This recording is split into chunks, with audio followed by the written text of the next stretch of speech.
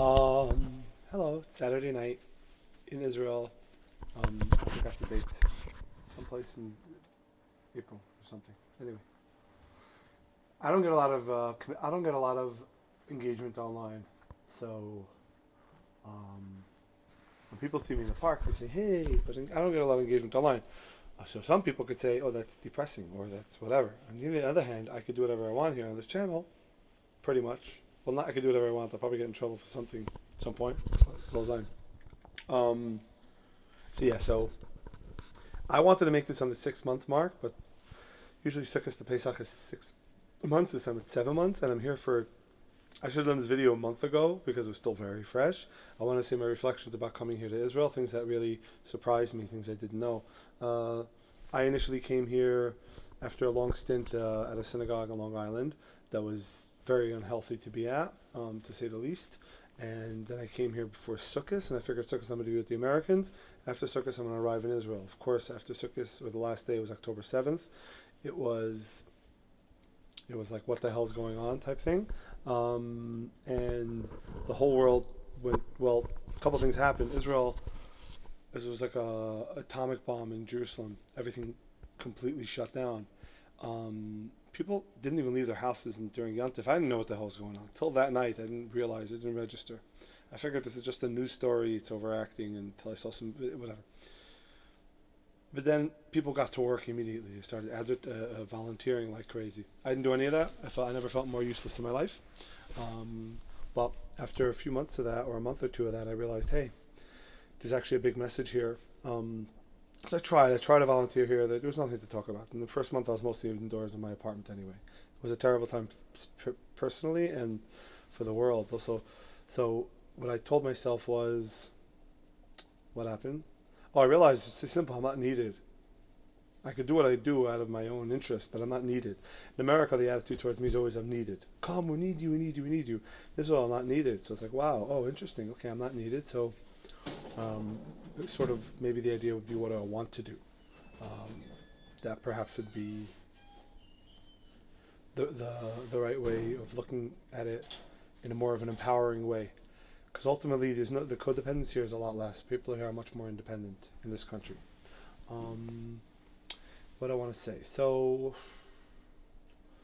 a couple of reflections of being here for several months. I did not know Israeli society until now. So you have to realize that living in America, when people from Israel come, it's only a certain type of person that comes.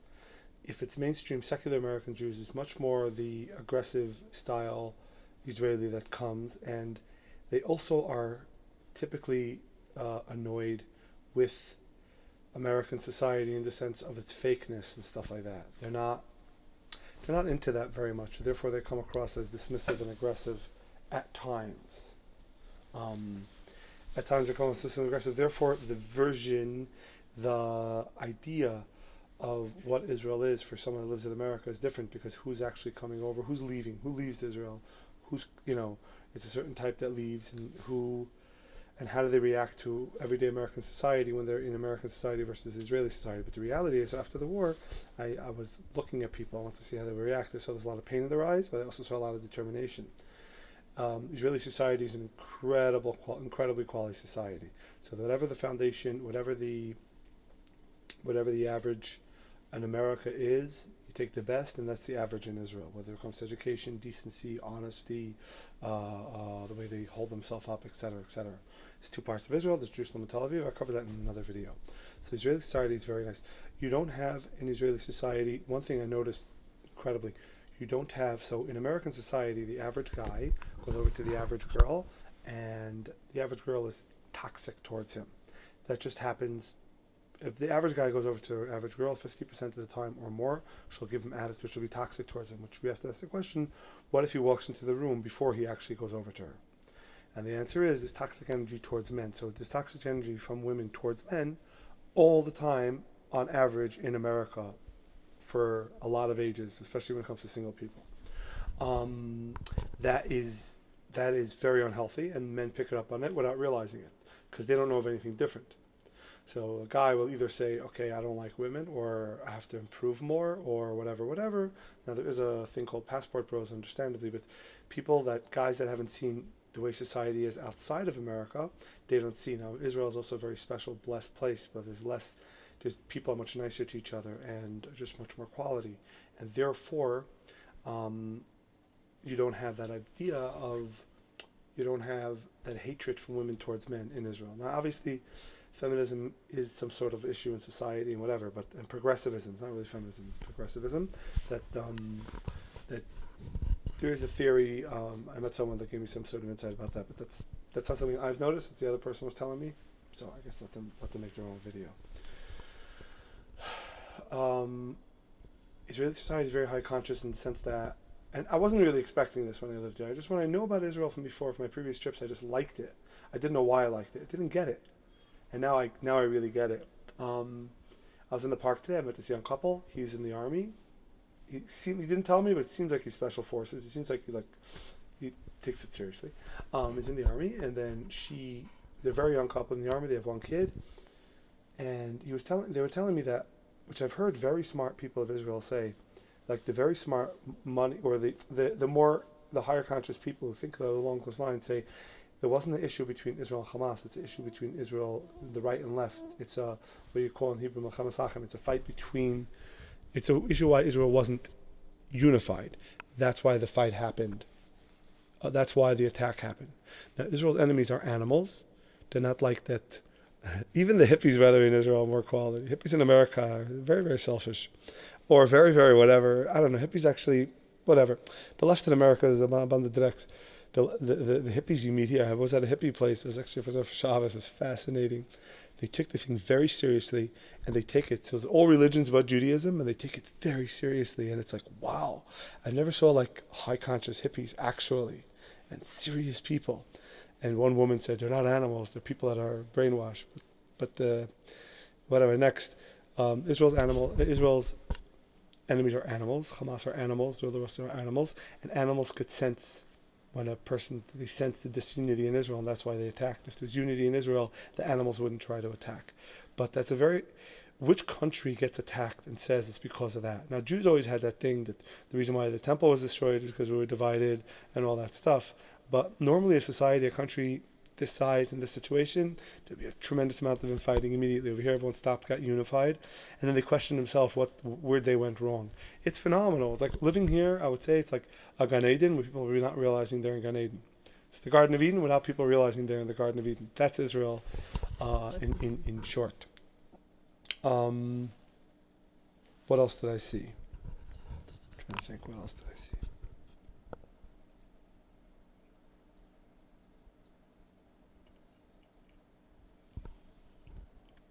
Oh, obviously people are healthier here. They eat healthier in general. They're just healthier. They're better looking. They're healthier. Interesting thing with Jewishness. That the reason why. So, if Israel was just created with Ashkenazi Jews, the whole Israel would look like a Tel Aviv, a coffee shop in Tel Aviv, depressed, very intelligent, very educated, and depressed and bitter. Instead, they had a mixture of Sephardic and Ashkenazi together. So that created this beautiful blend that you have right now. People that are smart, strong, and also high conscious. It's not. It's really a beautiful blend between the Ashkenazic and the Sephardic people. The Sephardic people in America is a bit of a different type of culture. I think they react, even though they're second generation, they're still reacting towards American culture in a very distrustful way. They think that the culture is distrustful, but here in Israel, with the mixture between the two cultures, it's sort of the best of the Ashkenazi culture and the best of the Sephardic culture that creates. It's a very nice environment. Now, the reviews online is so different than what it actually is. So that's like, hey, this is weird. This is strange. I've never seen this before. Usually you see a restaurant, it's terrible reviews. You walk in, it's terrible. Good reviews, it's good, usually. Over here, the reviews is like, whoa. And then actuality, it's just a very, I can't stop saying it. And it's not something that I expected. It's not like I came to Israel saying, oh, this is what I expect to happen. Also the idea of belief over here is really actually prevalent. Belief in God. Now, they say that they have a better. And I literally, one of my goals is to go to people to tell people how amazing their country is, because Israel personally, they have personal confidence about themselves, but they don't have confidence about their country. In America, it's the opposite. They don't have confidence. They don't have confidence about they do have a lot of confidence about their country. And one of my side pet projects here is to tell people what kind of country they have, because when they hear it, they get surprised. I'm like, how come you don't know this? But what are they supposed to compare it to? When you're inside the storm, how do you know what goes on outside of it? Or when you're inside a situation, how are you supposed to know? You don't know. And I asked them why. So they tell me basically all say the same thing. They didn't all plan it because they don't know each other. They said, we don't have another choice. No. This is why we bring up our kids this way, etc., etc. We don't have another choice. That's it.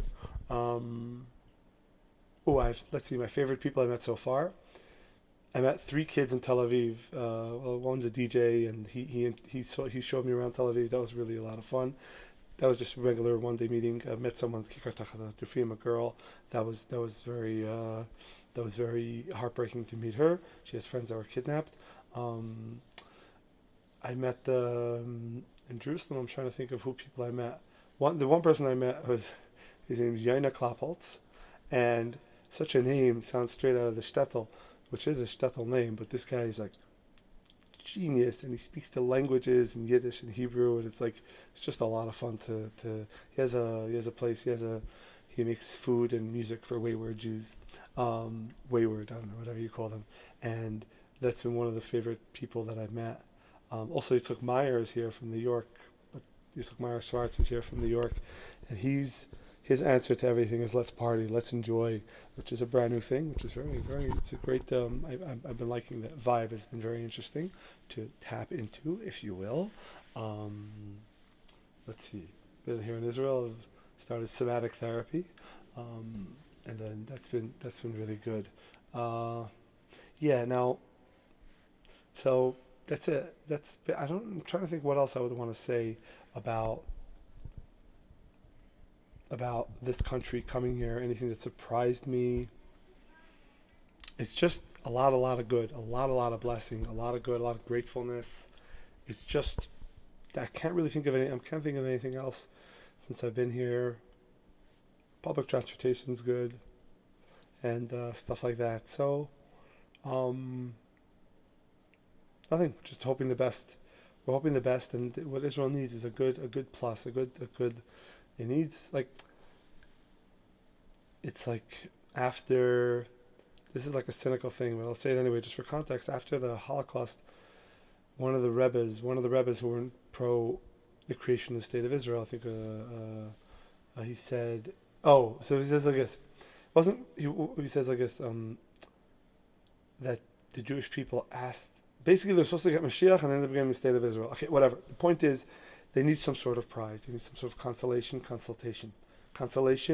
and prize, and something to make them feel better. That's what the people of Israel need. They need a good pick-me-up, a good speech, a good song, a good something.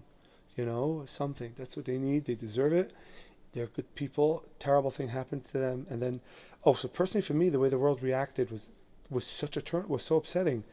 And I thought that people in Israel were affected by them too. And I asked someone, I was like, they don't care. The people of Israel, they know that already. So, because I figured something like October 7th happens, well, I never thought of something like that happen, but if something like that happens, the world would shut up and be sympathetic and say, go do what you have to do. We're here to support you. Instead, it was immediate, probably orchestrated by other countries too, but there was immediate demonstrations against and condemnation. And it's like, what the hell's going on here? That's been very hurtful as well.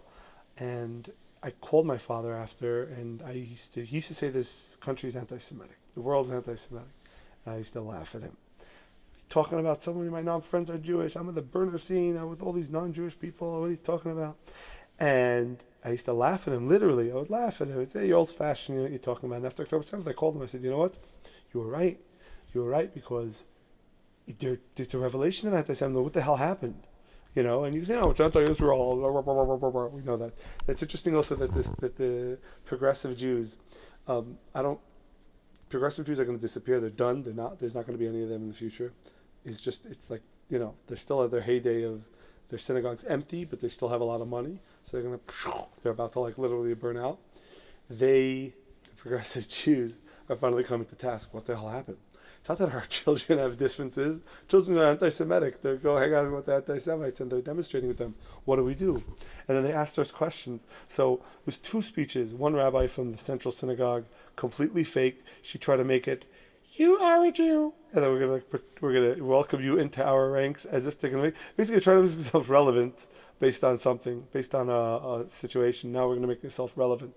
Then there was a male conservative reform rabbi in the Stephen Wise Free Synagogue, and his response was "Havat Yisrael." So they asked a good question. They both got it wrong. This guy really meant it. Yeah, it makes a difference if someone means something. You give a speech and you don't mean it. What's the point? It's like literally serving, if you discussed it to the audience. If you mean something, it's something.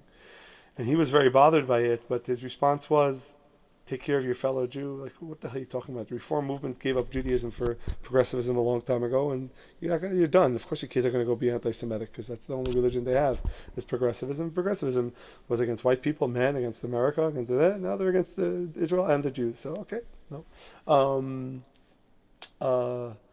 So I found it to be sort of a side interesting thing. Oh, I used to be involved. I used to work in a conservative synagogue I'm very embarrassed to say it. They're convinced, the conservative synagogue is convinced, that if they didn't support Israel, Israel will totally collapse. Then you come to Israel, and no one ever heard of the conservative movement, ever. It's one synagogue in Jerusalem, and 3 intellectuals in Tel Aviv. Besides that, no one. You tell them about the conservative Judaism, they say, Ma, as a reform. Conservative Judaism is meaningless in Israel, but they're convinced with every speech that you give about the overweight martyrs at the wall, the women at the wall, what I call the overweight martyrs at the wall. That's what they're convinced that they support is holding up the whole of Israel. Then you come, no one ever heard of them. So it's a good example. Okay, one guy says, I'm supporting that guy, I pay for all this stuff. If not for him, everything would collapse. Everything would collapse. Then one day, 10 years later, you go to the guy's house, you say, I'm just coming from his house. He says, who is that? That's a conservative movement in a nutshell. Good luck.